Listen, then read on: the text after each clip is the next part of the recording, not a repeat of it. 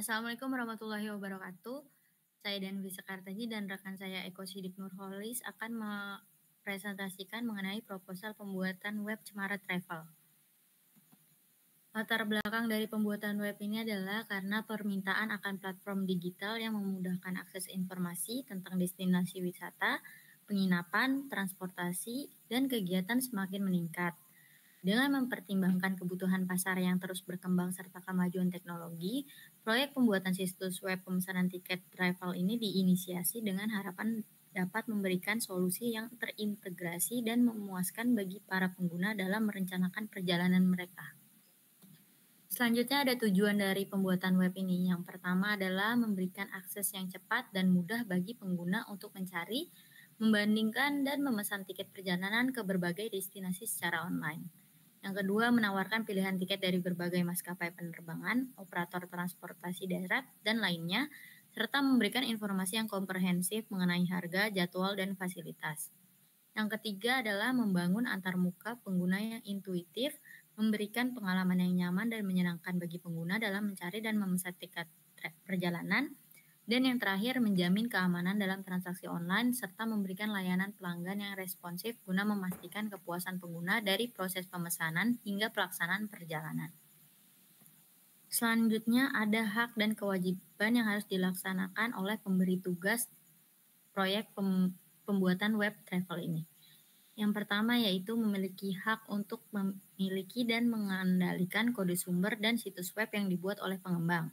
Yang kedua, memiliki hak untuk menentukan batas waktu atau tenggat waktu yang realistis untuk penyelesaian agar proyek tetap dalam jadwal. Yang ketiga, memiliki kewajiban untuk menyediakan persyaratan yang jelas dan rinci kepada pengembang. Dan yang terakhir, memiliki kewajiban memantau kemajuan proyek secara berkala. Ini mencakup meminta laporan berkala tentang status pengembangan dan memastikan bahwa proyek berjalan sesuai dengan rencananya. Selanjutnya ada hak dan kewajiban dari yang diberi tugas untuk melakukan pekerjaannya. Yang pertama itu pengembang berhak untuk mendapatkan kontrak yang jelas dan rinci yang menetapkan persyaratan, jadwal, dan pembayaran proyek. Yang kedua, pengembang berhak mendapatkan persyaratan yang jelas dan rinci dari pemberi tugas. Yang ketiga, memiliki kewajiban memahami dengan baik kebutuhan dan tujuan dari aplikasi yang akan dibuat. Ini termasuk pemahaman terhadap target pengguna, fitur yang dibutuhkan, dan masalah yang ingin diselesaikan. Dan yang terakhir, memiliki kewajiban merancang antarmuka pengguna UI atau UX design yang baik dan fungsional agar aplikasi mudah digunakan oleh pengguna dan melakukan pengujian secara menyeluruh untuk memastikan bahwa situs web berfungsi dengan baik, aman, dan tidak memiliki bug yang krusial. Selanjutnya, dalam perencanaan proyek ini harus ada persetujuan jika nanti menghadapi sengketa antara kedua belah pihak. Yang pertama ini, jika terjadi persengketaan yang berhubungan dengan pembangunan aplikasi travel ini, maka dilakukan musyawarah untuk mendapatkan mufakat yang disetujui oleh kedua belah pihak antara pihak pengembang dan pihak pemberi tugas. Selanjutnya, jika tidak ditemui mufakat antara kedua belah pihak yang bekerja sama dalam musyawarah ini, maka akan diselesaikan sesuai dengan hukum yang berlaku. Selanjutnya, pengembangan software. Pengembangan perangkat lunak dalam industri perjalanan web travel biasanya melibatkan penggunaan siklus pengembangan perangkat lunak Software Development Life Cycle atau SDLC untuk memastikan bahwa proyek berjalan dengan baik dari awal hingga penyelesaian. Dalam pengembangan SDLC ini ada 6 tahapan. Yang pertama itu planning atau mengidentifikasi tujuan proyek dan kebutuhan bisnis. Yang kedua ada analisis, yaitu menganalisis persyaratan lebih detail dengan melibatkan pemangku kepentingan pemilik bisnis dan pengguna dalam tim pengembang. Yang ketiga ada desain, yaitu merancang arsitektur, prototipe, dan menentukan teknologi yang akan digunakan. Yang keempat ada implementasi, yaitu menulis kode program, membuat fungsionalitas dasar situs web, dan melakukan pengujian unit. Kelima ada testing, yaitu melakukan pengujian perangkat lunak secara menyeluruh, mengidentifikasi bug, dan melakukan pengujian fungsional. Yang keenam yaitu maintenance atau memberikan dukungan teknis dan melakukan pemeliharaan rutin untuk memastikan kinerja situs web tetap optimal. Selanjutnya pengembangan metode Agile. Pengembangan web travel menggunakan metode Agile melibatkan pendekatan yang lebih adaptif, kolaboratif, dan terfokus pada kecepatan serta respon terhadap perubahan. Metode Agile memungkinkan fleksibilitas dalam menghadapi perubahan kebutuhan pasar dan umpan balik pengguna secara cepat.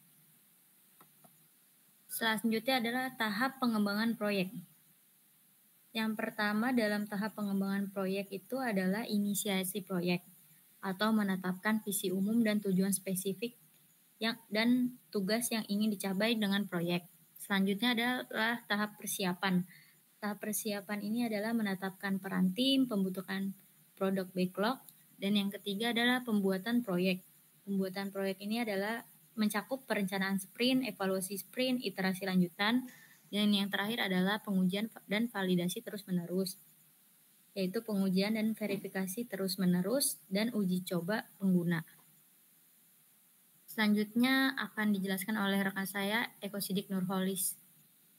Lalu selanjutnya yakni penjadwalan proyek dan Gantt chart. Pembuatan jadwal yang baik sangat mempengaruhi keberhasilan dari suatu proyek.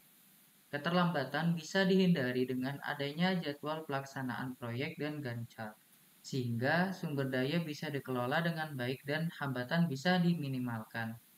Nah, seperti contoh di sebelah kanan, ini merupakan penjadwalan dari proyek pembuatan website Cemara Travel.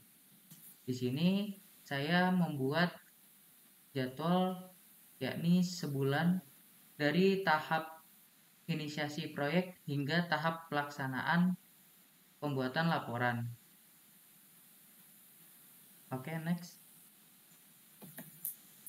Selanjutnya yakni activity diagram. Nah, di sebelah kanan ini merupakan activity diagram pembuatan web travel dari pengguna web Cemara Travel. Yang pertama ialah pengguna akan melakukan pemesanan wisata. Setelah itu, pengguna akan melakukan registrasi data diri. Apabila registrasi data diri ini diterima, maka admin akan mengecek datanya terlebih dahulu. Apabila iya, akan berhasil login dan request tiket online. Apabila tidak, maka akan kembali lagi menuju registrasi data diri. Nah, setelah kita berhasil login dan request tiket online, maka selanjutnya admin akan penerbitan tiket online. Apabila sudah, maka pengguna web akan mendapatkan tiket online yang sudah diberikan oleh admin. Oke, selanjutnya yakni analisis use case diagram. Nah, pada gambar di sebelah kanan ini merupakan use case diagram dari web pemesanan tiket di website Cemara Travel. Dimulai dari pengguna. Nah, pengguna ini membuka website dari Cemara Travel, maka setelah itu pengguna dapat mengakses fitur-fitur yang ada di website itu, yakni dari yang pertama adalah home. Ketika pengguna mengklik tab home, maka akan muncul tampilan logo. Dan ketika pengguna mengklik about us, maka akan muncul yakni visi dan misi dari perusahaan travel. Lalu ketika pengguna mengklik tab tiket, maka akan muncul yakni rekomendasi destinasi wisata. Lalu yang terakhir apabila mengklik kontak us, maka akan muncul form pengisian data diri pengguna. Nah, dari sisi admin pun dapat memantau aktivitas yang dilakukan oleh pengguna, dan admin pun di sini dapat melakukan yakni update destinasi, lalu ada pengelolaan data, serta yang terakhir yakni penerbitan tiket online. Oke, lanjut. Setelah itu ada perangkat dan alat bantu. Nah, di sini yang pertama yakni umum. Umum di sini merupakan orang-orang atau sumber daya manusia yang digunakan untuk melakukan pengetesan serta pengujian untuk website Cemara Travel. Lalu ada tim dari proyek pembuatan web Cemara Travel ini juga.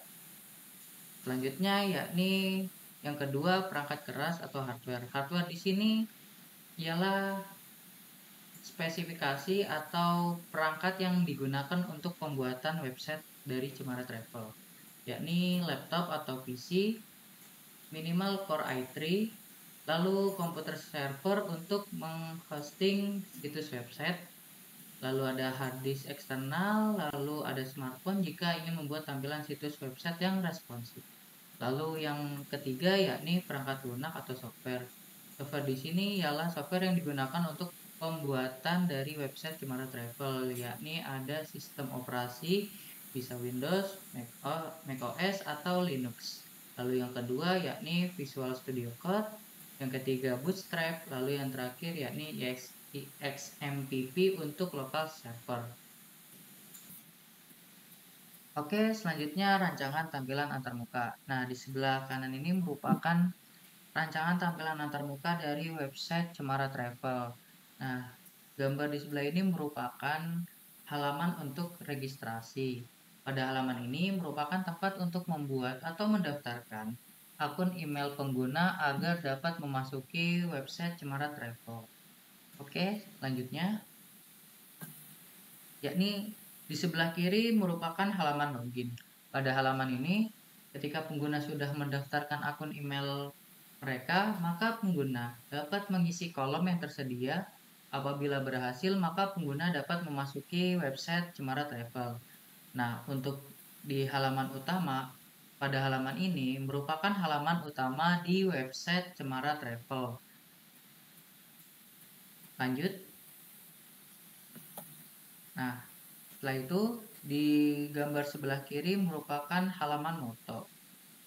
Halaman ini merupakan halaman yang berisi moto dari Cemara Travel itu sendiri. Lalu di gambar sebelah kanan merupakan halaman travel list. Pada halaman ini terdapat list destinasi wisata yang dapat pengguna pilih ketika ingin berlibur. Klik pada bagian foto, maka akan membuka halaman deskripsi dari tempat wisata tersebut dan pemesanan tiket. Oke. Halaman deskripsi dari travel list. Nah, di sini merupakan deskripsi dari setiap destinasi yang berada di website Cemara Travel. Seperti contoh di gambar yakni Gunung Bromo. Di sini maka dijelaskan apa itu Gunung Bromo, lalu tempat wisata di Gunung Bromo itu apa saja. Lalu selanjutnya pada gambar di sebelah kanan merupakan halaman pemesanan tiket. Nah, ketika pengguna scroll sampai bawah, maka pengguna akan melihat halaman pemesanan tiket.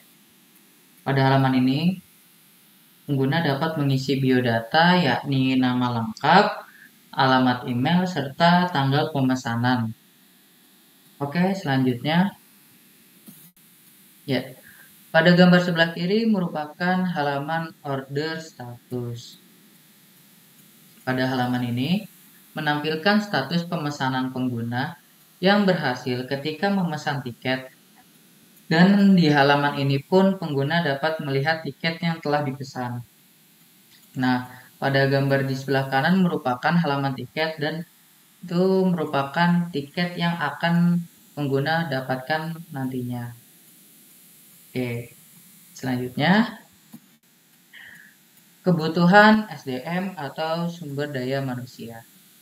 Dalam proses pembuatan website pemesanan tiket travel, diperlukan sumber daya manusia yang mumpuni dalam bidang tersebut dan berpengalaman untuk menjamin kualitas website yang sesuai dengan kebutuhan dan tujuan dari perusahaan pemberi tugas.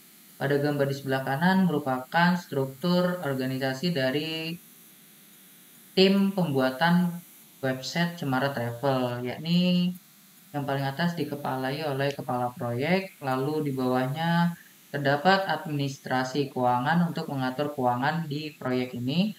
Lalu di bawahnya terdapat programmer, yakni orang yang akan melakukan coding untuk pembuatan website Cemara Travel. Lalu terdapat support, lalu yang paling bawah yakni user operasional.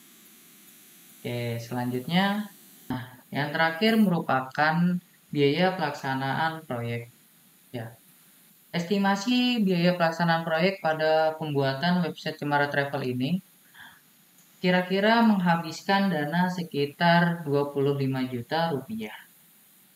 Nah, dari 25 juta ini sudah dibagi menjadi deskripsi pembiayaan dari yang pertama yakni tim proyek pembuatan website, lalu